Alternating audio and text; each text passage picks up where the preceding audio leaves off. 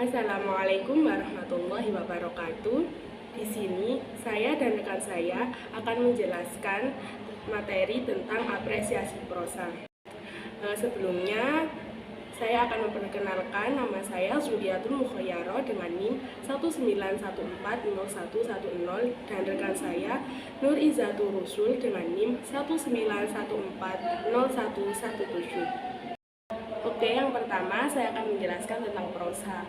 Apa itu prosa? Prosa merupakan karya yang digunakan untuk mendeskripsikan suatu cerita, ide, atau fakta. Sedangkan, menurut Zainuddin, prosa ialah pengungkapan peristiwa secara jelas dengan menguraikan seluruh pikiran serta seluruh perasaan dan tidak terkait dengan syarat-syarat tertentu. Prosa juga termasuk karangan bebas yang tidak terikat oleh banyaknya baris, banyaknya suku kata dalam setiap baris, dan juga tidak terikat oleh irama dan rima. Contoh prosa adalah cerpen, dongeng, novel, esai, hikayat, dan sebagainya. Dapat disimpulkan, prosa itu suatu bentuk karya sastra yang disusun dalam bentuk cerita secara bebas yang tidak terikat oleh rima dan irama. Yang kedua, tentang unsur dalam prosa. Di dalam prosa ada dua unsur. Yang pertama, unsur intrinsik, dan yang kedua, unsur ekstrinsik. Selanjutnya, saya akan menjelaskan macam-macam unsur intrinsik dalam prosa. Yang pertama ada tema.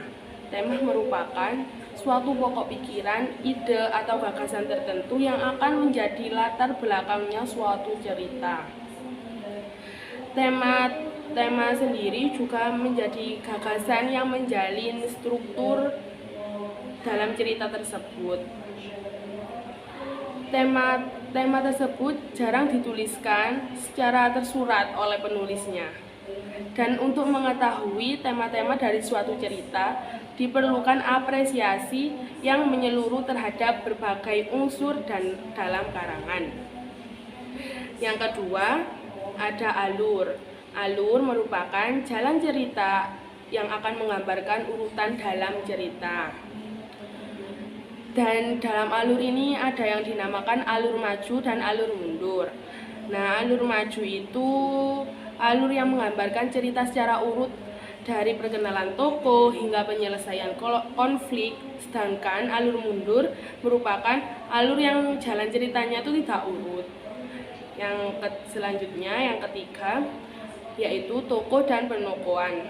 Tokoh merupakan pelaku atau orang yang ada di dalam cerita tersebut.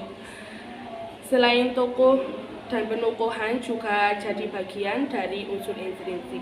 Penokohan merupakan penentuan watak atau karakter dari tokoh tersebut. Selanjutnya ada latar.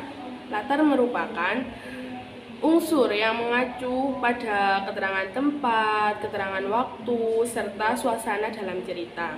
Dengan adanya latar, para pembaca dapat lebih paham tentang di mana, kapan, dan sedang apa tokoh yang diceritakan di dalam cerita tersebut.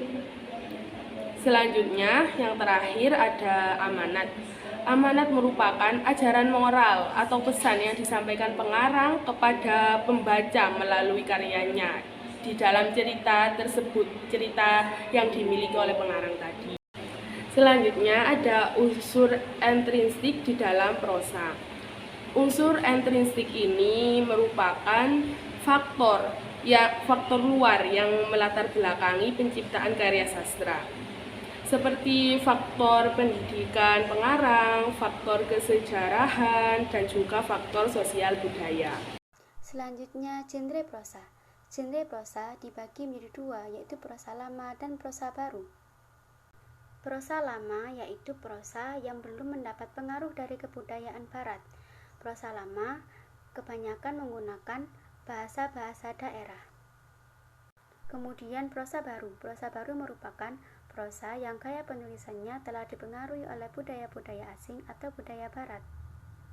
Selanjutnya, bentuk-bentuk prosa lama, yaitu ada hikayat, dongeng, dan juga sejarah atau tambo.